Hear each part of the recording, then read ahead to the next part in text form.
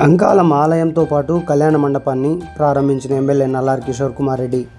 అన్నమయ్య జిల్లా కలికిరి మండలంలో ఎమ్మెల్యే నల్లారి కిషోర్ కుమార్ రెడ్డి ఆయన సతీమణి నల్లారి తనుజరెడ్డితో కలిసి అంకాలం ఆలయంతో పాటు నూతన కళ్యాణ మండపాన్ని సోమవారం ఉదయం 10:30 గంటలకు ప్రారంభించారు.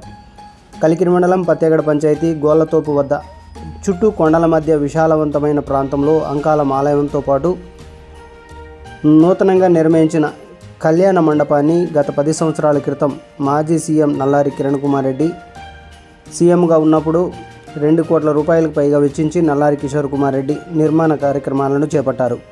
ఈ నిర్మాణాలు పూర్తి కావడంతో ఎమ్మెల్యే నల్లారి కిషోర్ కుమార్ రెడ్డి ఆలయంలో ప్రత్యేక పూజల అనంతరం టెంకాయలు కొట్టి ప్రారంభించారు.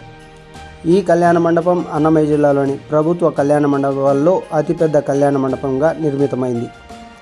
ఆలయము మరియు కళ్యాణ మండపం ప్రారంభోత్సవానికి ఇచ్చేసిన ఎమ్మెల్యే నల్లారి కిషోర్ కుమార్ రెడ్డి ఆయన సతీమణి నల్లారి తనుజరెడ్డి మరియు నల్లారి కుటుంబ సభ్యులు నల్లారి లక్ష్మీకరెడ్డి, నల్లారి చంద్రకుమార్ రెడ్డి, నల్లారి మారుతిరెడ్డి తదితరులను ఆలయ కమిటీ సభ్యులు పూలమాలలతో ఘనంగా స్వాగతం పలికారు.